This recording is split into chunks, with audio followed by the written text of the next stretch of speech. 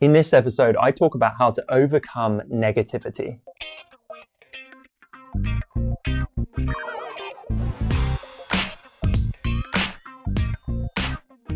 Welcome to episode 184 of the Honest Entrepreneur Show, where I help creatives like you to master your marketing.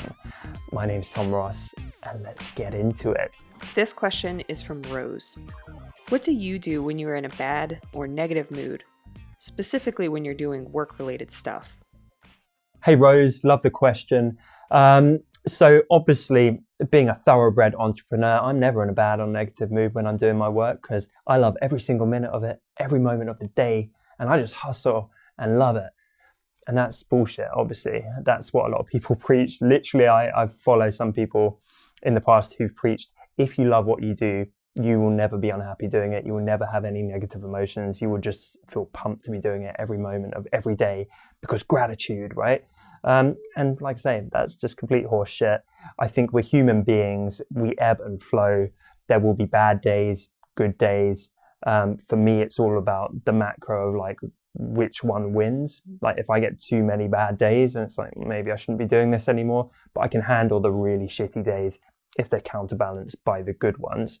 When I am having those bad days, it's just the good old-fashioned human stuff, I think. It's relying on loved ones. That's a very big thing for me. You know, I've got my fiancee, and if I'm really struggling, I will go and talk to her. I might have a little cuddle. That stuff helps. But otherwise, trying to reframe also helps. I know I just kind of made fun of this, but try and reframe and think about those big things like gratitude. Try and think, you know, I am really lucky to be doing this. Try and realize and get that perspective of, will this matter in 5 years' time? That's another one I read a while back, and I do try and put that into practice. And when you're really down in the weeds, it's like, you know what, like in a year's time, I literally will have forgotten this. So what seems like I'm catastrophizing this right now, ultimately it doesn't matter in the greater scheme of things. So yeah, I think rely on your support network. I think reframing, and often doing as well. I think a lot of negativity, and I've talked about this before, comes from bouncing around up here inside your head. And that's really unhealthy because I find when I'm doing, I feel less negative, but when I'm not doing and I'm overthinking, that's where the negativity can breed. And it's the same way we panic, we get anxiety, all of those things, they kind of stem from like, oh, I'm so busy and I should be doing all this stuff, or like, oh, I'm kind of feeling really down about things. When you actually get the wheels in motion and you get back to doing and you just kind of, you know, working on things and getting that momentum, often that can shut it off.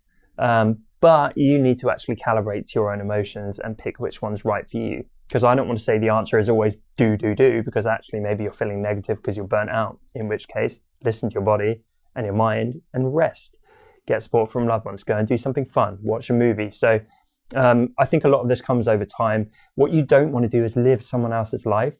I think this is where the negativity stems from. And so if we're talking in like a medicinal sense here, right? There is treating the symptoms, but there is actually stopping them at the source. And so when you work on yourself and you actually deal with those things, maybe you get less negativity that you actually need to fix or you need to fight or solve in whatever way. And I think a big one is if you're pretending to be someone else, if you're following some influencer and trying to literally put yourself in their shoes, that is a recipe for misery. And I talked to a few people recently who were getting very burnt out, and they had some real introspection and thought, you know what, I feel like I'm living someone else's life and it's making me miserable. I'm going to wake up from that and I'm going to go do what I know I should be doing and where my heart really lies. And they seem much happier as a result. So don't just put a Band-Aid on the symptoms, try and actually deal with the root cause of the negativity. Question of the day. Let's flip this. What is something that made you feel positive recently? Leave it in the comments and let's share some happiness. Hey YouTube person, this is definitely not staged at all. But if you enjoyed this video, I would love it if you subscribe to my channel for more goodness like this. And if you did like this video, I hope that you enjoyed these ones too.